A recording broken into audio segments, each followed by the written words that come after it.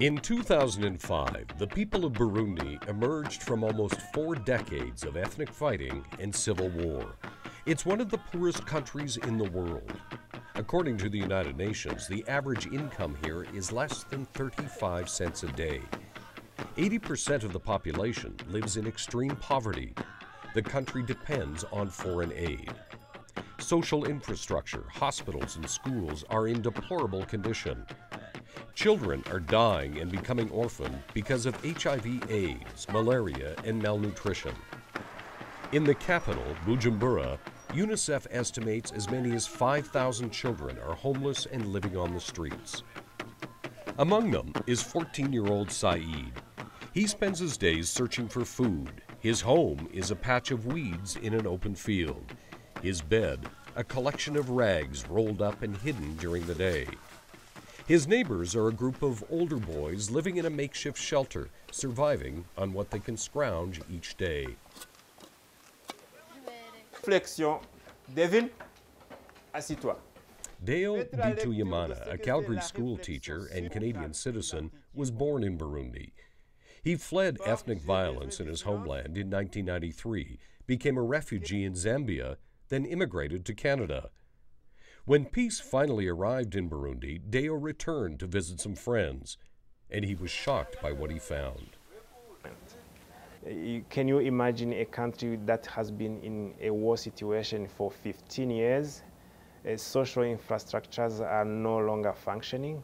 Hospitals, schools are in a really bad shape. I visited my 2 former schools, elementary and high school, and what I found there, it was really pathetic. That visit to Burundi moved Deo into action. He founded a not-for-profit organization called Bridge to Burundi. He wants to help children like Saeed, help them to find foster homes, to go to school, and have enough to eat. Bridge to Burundi has partnered with a not-for-profit group of psychologists in Burundi. Mia is a childhood friend of Deo's. She saw how children in Burundi were suffering from poverty and from war. So it pushed me to study, first of all, to study psychology and to have an association in the rural to assist those children before having the disease, but after. You see, we have been in the war 16 years ago, so I think the need is very great. Every Wednesday, orphaned and impoverished children gather in a compound in Bujumbura to play games and learn how to care for themselves. Saeed is often among them. Ce qu'on peut faire pour les aider. Moi, je vais m'expliquer dans le sens le plus profond et vaste. Normalement, comme je venais de le dire, même s'ils sont dans la rue, même s'ils sont orphelins, ils partagent cette souffrance de vivre dans la rue, mais ils ont chacun un problème individuel. La première chose, c'est les écouter pour qu'on puisse avoir l'analyse de la situation, pour savoir les causes les plus importantes de leur présence dans la rue, de leur souffrance. Si une fois, après avoir les écoutés, c'est la construction d'un projet de vie plus ou moins réaliste par rapport à chacun. Mais sinon, si on fait comme une aide collective, ça devient un peu très vague. Mais si on fait dans le sens de l'écoute, écouter individuellement, on peut construire un projet de vie plus ou moins réaliste par rapport à sa situation au niveau de la rue. Yeah. 9-year-old Cynthia was a baby when her parents were killed during the Civil War. An orphanage took her in, but needs help to pay for her school fees, food, and clothing. She loves school and loves to help in the kitchen. Her goal in life is to do both. Mary Louise Mandrillo has become a foster parent through the volunteer psychologist's efforts.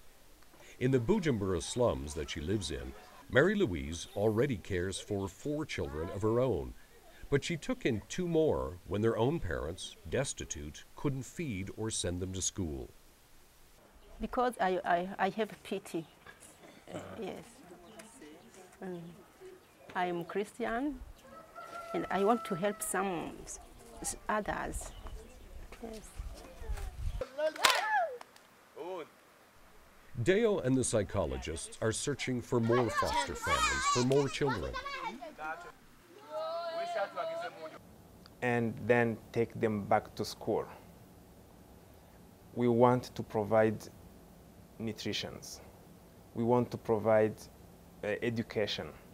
We want to provide spiritual and moral support to those children who are on the street, or those children who lost their parents during the war, who are orphans, and support them in their daily life and make them live like any other human being around them.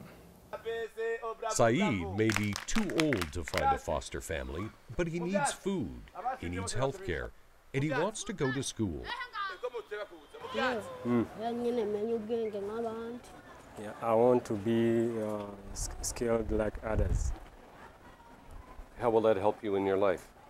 wibaza ko byogufasha mu buzima byogufasha iki nk'ubu sinzi gusoma no kwandika noca ndabimenya gusoma no kwandika. Yeah, it can help me to know how to read and write.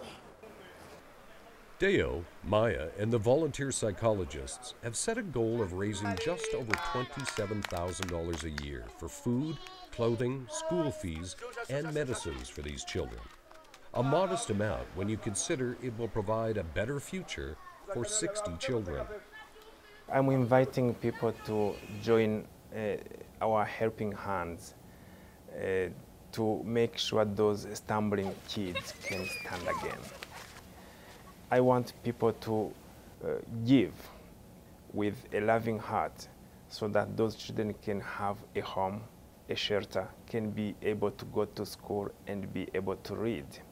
So I want people to answer the God's call to feed the poor, a God's call to help those children who are in need.